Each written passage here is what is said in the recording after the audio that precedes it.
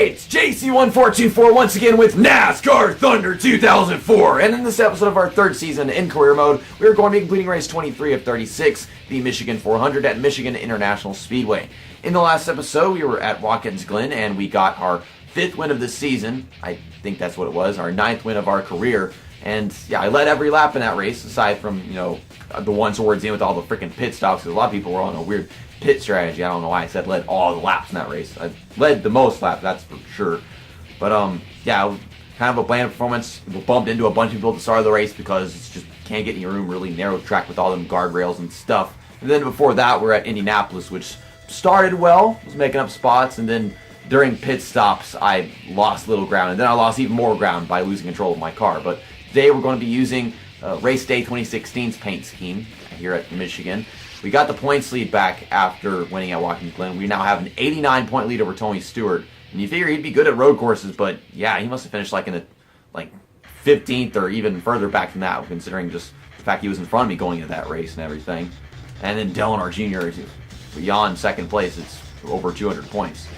Driver spec levels, yeah, we crashed into Ryan Newman like twice at the start of the race, and then got a little Ricky Craven in here. Earl Hall still hasn't raced since Daytona. Robbie Gordon, Rusty Wallace, guys we've shared draft with, way back whenever. All the way back since like Daytona, I think. That fantasy driver, Mike Murphy, is going to be in there until he starts racing again. I don't know when that's going to happen, because they only race like every 12, 15, 18 races. Earl Hall hasn't raced at all. Okay, so let's go to race weekend. Quick select the chassis, engine, and body. So the chassis and the body are used in the last episode, but the engine is fresh, car rating of 79 yet again. And last time we came into Michigan, we had a pretty strong car. We got a top 5, I think we did. And, we kind of lost the draft of the leaders, and at that point it just kind of fell out. And our tire wear was probably holding us back a little bit, so it should be a little bit better now. Maybe we could win this race. The setup with this car was originally negative 0.5 turns wedge and 25 PSI. Just thought about it, the tire pressure is a little too high, because if you have it that high, sure the tires won't wear down that much, but it's so high that in the beginning of your run, it's never really that good just because of how tight the car would be. So I feel like on 23, the tires won't wear down too much, but it'll still be a really fast car. Outlap, I should be able to qualify in the top 20 just considering where we are with this car. But you never know what will really happen. Just tapping the brakes a little bit too much, really, because it was starting to turn back down to the bottom of the track a little early in 3 and 4. Okay, and what is this going to be? 27th. That's a little disappointing. I can do better than that. We got to improve on this lap. So pretty darn fast in the turns 1 and 2. I think it's going to arc it back down very well right here. It's turning better than I think it is, and I'm just practically under driving this car right now. But qualifying is also a bit of a warm up for me. I don't have to be concerned about losing Outback or the happiness going down with them because I'm the points leader. So that's just what's most important right now. I don't have to qualify in the top 10. I get a bonus for it if I do, but in the end, I don't even need any money. Okay, that lap had to be, a little bit better. We're up to speed, so it's got to be better. I'd say about a little more than half a second improvement. Okay, outside of pole. Tony Stewart, who is, battling out for me with the championship, is your pole sitter. And usually the AI, they get really, really good starts. And once they get into their 3rd gear. The thing is, it happened after he shifted into 3rd gear. And I'm shifting into 4th gear right now, so that means, I don't understand. It has nothing to do with the gearing. It's just how much acceleration they have whenever the race starts. So Tony Stewart, Bobby Labonte just took off. There's Michael Waltrip next to me. I'm not trying to come down into him. I'm just trying not to, over or understeer the exit of the turn. So they just took off, and I've got to gain back on them. Maybe I should have tried blocking him, holding him back a little bit more. Okay, we're going to work with Kevin Harvick. And, well, I said we're going to work with Kevin Harvick. Stop pulling up the track. We'll work with him, see if we can catch back up to them. This should be able to help, because sharing draft, it does put this game into effect where, you're working with somebody and it does help you. Just don't want him to overbreak the entry of a corner and cause me to drive into him or something like that. Also have to worry about the car sliding off the corners, because it does that. We can hang on to Kevin Harvick's draft because we're fast enough. And he's doing everything he can to stay in front of me. I can just keep on working with him. I need to not lose him. That's what's very important right here, is sticking with him. Otherwise, we're not getting the job done. Okay, so we've got great grip right now. I think we are closing in on Tony Stewart and Bobby Labonte again just a little bit.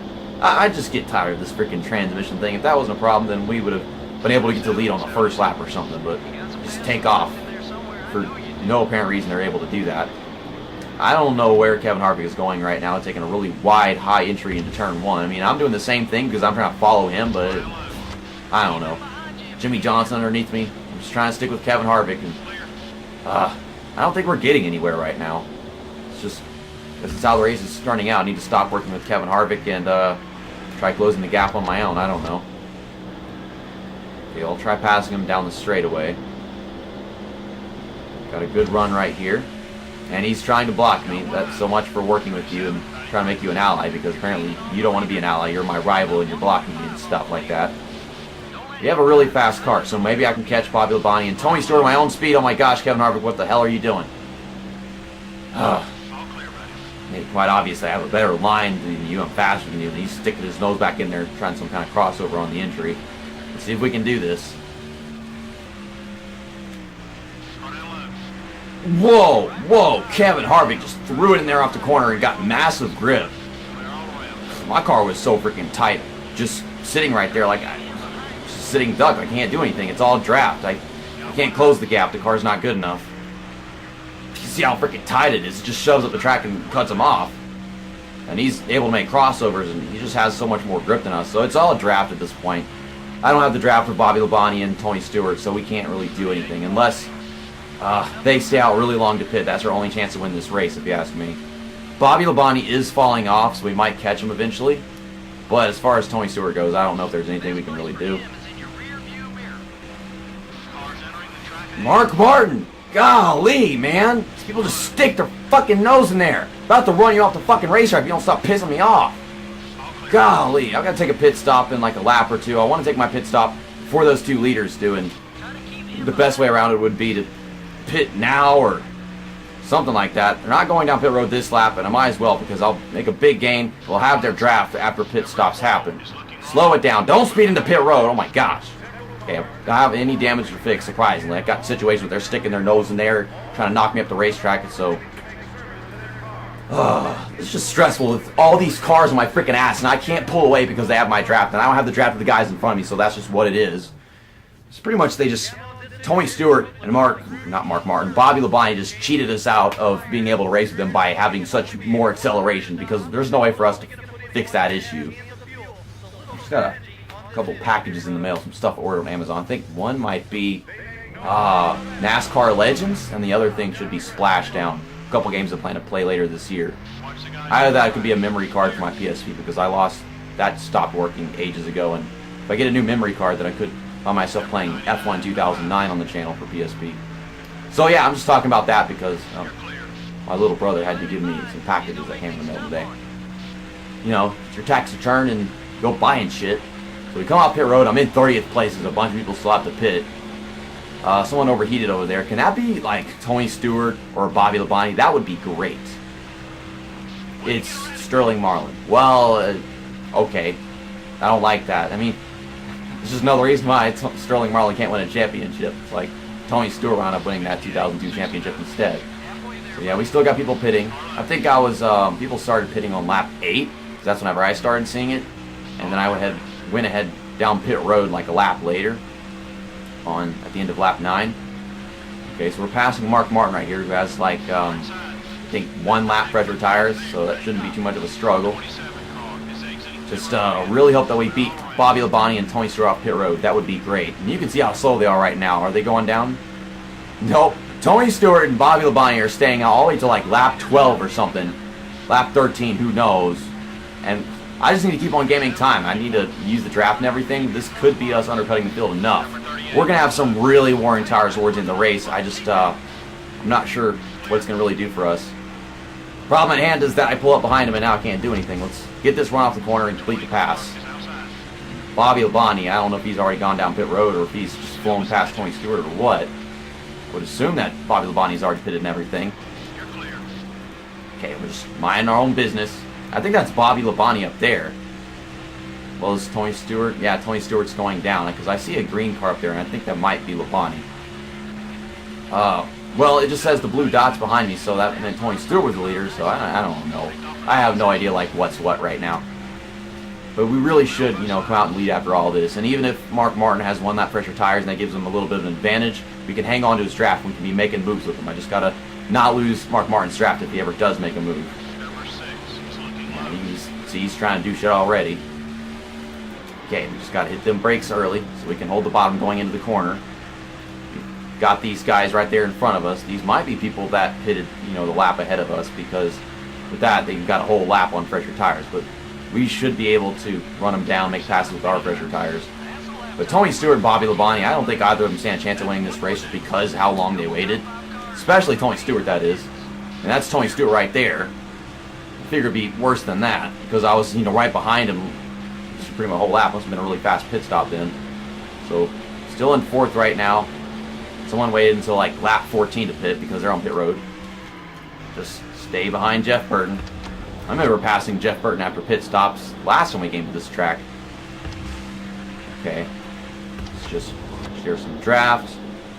Get a run. What are you doing? What the hell are you doing? Golly, EA Sports AI just retarded. That's Bobby Labonte over there, so that's confusing because he pit, to be right in that position, he must have pitted like just 1 lap later than me. But the fact that he's still that far ahead is confusing. That is like one extremely fast pit stop in that case. So not only does he have fresher tires than me, he's out all the way over there, and I don't know how I'm going to catch him.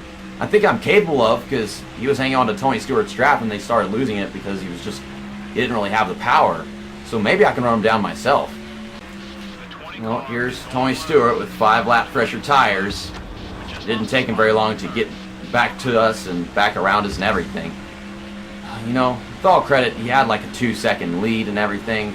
So, in that situation, he can lose so much of it just by staying out so long and then just come back around us with so much speed, because we're already really slow and running out of grip and trying to maintain 3rd place. I was really just losing like 0.2, maybe 0.25 seconds on Bobby Labonte every lap. And yeah, I guess he's just faster, because it couldn't just be him having like 1 lap fresher tires. That's just how the car felt at the beginning of the race, to be honest, is Bobby Labonte and Tony Stewart just being really strong. So now, let's try to protect 3rd place. Should be able to, just got to hit my marks. It's a better run than we had last time in Michigan, just by a little bit. It's going to take a while until we actually have a winning car at this track, but thought we had it for a little bit. And maybe I should have waited until lap 10. I don't know. I don't think it would have done much difference, because Tony Stewart is still way faster than us. Well, white flag is out. It looks like Bobby Labonte is going to win this thing unless Tony Stewart can somehow close that gap. It's 0.9 seconds. I don't think it's going to happen, but we're maintaining this position, 3rd place. Now Ryan Newman is coming around Mark Martin with fresher tires. See, Mark Martin and Ryan Newman and Tony Stewart were battling it out for 4th place a while ago. And now Ryan Newman's coming back. I don't know if he conserved his tires or if I was thinking of a different driver. Okay, park it, JC, park it. Oh my God, I'm trying so hard to slow down so much in the corner to the point where I don't let him underneath me. Okay, we're going to take it home in 3rd place here at Michigan. That is great. It could have gone worse. Could have gone better, but just still a little bit short on the car. I can see a few marks on there, so we raced it hard today. Tony Stewart was half a second faster on that last lap than Labonte. I'm pretty sure that we all know if Tony Stewart had just taken his pit stop at a more appropriate time, then he would have won that race, because he was closing in on Bobby Labonte, and Bobby Labonte pitted much sooner than him. I thought they were both still on the racetrack whenever I came off pit road, but yeah, he pitted and I never saw it. Well, in the next episode, we're going to be going to Bristol Motor Speedway for the Sharpie 500, the night race, race 24 of 36. Going to be using this paint scheme in that one too, just because I need to use this paint scheme more often. I haven't been using that much recently, or a while back I hadn't been using it very much. So, that was Bobby Labonte's, first win of the season? That was the 2nd win. Where else did he win this season? I don't even remember. Oh yeah, whenever we went to Rockingham, and I choked the whole freaking race away. Yeah, I can't forget that, JC. So, our points lead goes from 89 to 74, because, we did finish just 1 position behind Tony Stewart, so not much. And he led the most laps and all that stuff, but in the end, just bad pit strategy on his part. And I tried to have a good one that would gain me time, but, it just kept me in 3rd place, where I was running pretty much all race long. And then, you've got allies and stuff. Tried sharing draft with Kevin Harvick, so he's at the top of the list now. The rivalry on Ryan Newman goes down by 20%. Earl Hall's still here, and yeah, that's really all that changed for the driver spec levels and stuff. Let's go to team management. Shop additions. We have 3 races until the washing machine looking thing comes in. Garage. I think I might as well overhaul this, and then once it's done being worked on, we're going to have to use this twice, and we're going to get rid of it because this will be coming back in, because this right here comes in 3 races. 82 tire grip, 80 tire wear, so it's a little bit better than the stuff that we're using right here. Whenever I overhaul this, it's not actually going to be as good as the one that we're about to start using, but I think this is what we're going to be reverting to once we use the other one twice, because we're going to get rid of the one that we're going to use this twice, and we're going to get rid of it. Pretty much what I'm trying to say. Engines, yeah, we know work to do because we have to use this one for 1 more race, and then this is going to come in 6 races until our new engine comes in. Once again, 85 power, 76 efficiency. And then bodies. So yeah, we just use this for the 2nd time. Overhaul that from 77 downforce to 78, and from 73 drafting to 75. So yeah, a couple increases there. 2 races, $611,000, and that is that. So this is what we're going to be using in the next episode. A pretty great car whenever we go to Bristol. You know, fresh chassis and fresh body, and maybe it'd be lacking a little bit in power, but still 79 power is great. And sponsorship ratings. The happiness with Coca-Cola goes up because we got our top 5. It's almost to 100. 1 more race. If I get a top 5 at Bristol, then I'm going to have maximum happinesses. Yes. Yes, this is fantastic. Driver. Well, I don't know why the happiness is not going up with this. Apparently Goodyear, you're not at all satisfied with my performance. I'm the points leader by almost an entire 74 points. That's what it is. Wow. And pretty soon, if I keep it up, I'll be leading the championship by a race. I think I'm like, half of a race or something right now, but I'm pretty sure you guys are curious. Like, what are in these packages?